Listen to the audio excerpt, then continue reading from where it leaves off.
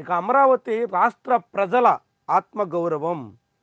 ఎప్పుడైనా సరే ఏ రాష్ట్రానికైనా రాజధాని అన్నది రాష్ట్రానికి ముఖ్య కేంద్రమే కాదు, వాళ్ళు గర్వంగా చెప్పుకునేటువంటి కేంద్రం. అలాంటి కేంద్రంగా అమరావతిని అభివృద్ధి చేస్తాం అన్నది చంద్రబాబు నాయుడు చెప్తున్న మాట. గత నుంచి చెప్తున్నారు, ఇప్పటి వరకు అదేమీ కొలిక్కి రాలేదు. ఇప్పుడు మరోసారి ప్రధానమంత్రి నరేంద్ర మోదీ చేతుల మీదుగా శంకుస్థాపనకి, పనుల పునఃప్రారంభానికి సిద్ధమవుతున్నటువంటి తరుణంలో ఇప్పుడైనా నిజంగా ఆత్మగౌరవం నిలబెట్టేలా ఈ కార్యక్రమం ఉంటుందా? ఎందుకంటే 2015 అక్టోబర్ 22వ తారీఖున జరిగినటువంటి కార్యక్రమంలో ఆంధ్రుల ఆత్మగౌరవం మీద మోదీ దెబ్బ కొట్టారు. ఎందుకంటే యమునా నీళ్లు, పార్లమెంటు మట్టి పట్టుకొచ్చి మన ముఖాన కొట్టారు అన్నట్టుగా ఆ తర్వాత బీజేపీతో విభేదించిన నేతలు అందరూ కూడా మాట్లాడారు. కాబట్టి ఇప్పుడు ఈసారి మోదీ ఏం చేస్తారు? ఆత్మగౌరవానికి తగ్గట్టుగా వ్యవహరిస్తారా?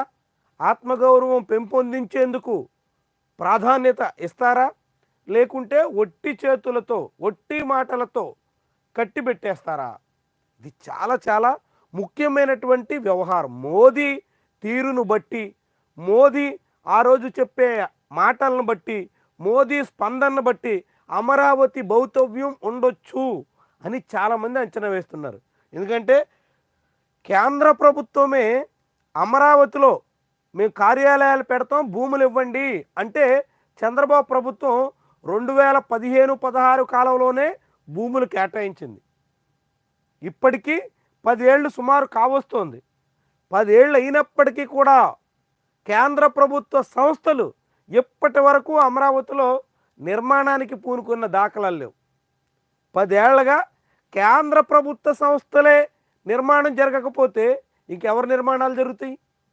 కేంద్ర ప్రభుత్వమే అక్కడ భూములు తీసుకుని వర్క్స్ చేయకపోతే ఇంకెవరు చేస్తారు?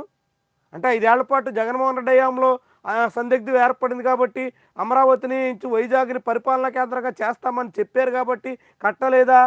అదే నిజమైతే మరి 2015 నుంచి 19 వరకు ఏం చేశారు? ఇప్పుడు అధికారంలోకి వచ్చి ఏడాది గడిచినప్పటికి కూడా ఎందుకని తాత్సార్యం చేస్తున్నారు? ఎవరు దీనికి జాప్యం?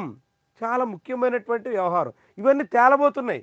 మోదీ రాకతో కనీసం ఆ 41 కేంద్ర ప్రభుత్వ రంగ సంస్థల నిర్మాణ పనులైనా మొదలైతే అమరావతిలో కార్యకలాపాలు జోరందుకున్నట్టు, అమరావతి భౌతవ్యం నిలబడినట్టు, ఆంధ్రుల ఆత్మగౌరవం ప్రాధాన్యత దక్కినట్టు. కాబట్టి చూద్దాం ఏం చేస్తారో అన్నది చాలా చాలా ప్రధానమైనటువంటి అంశం.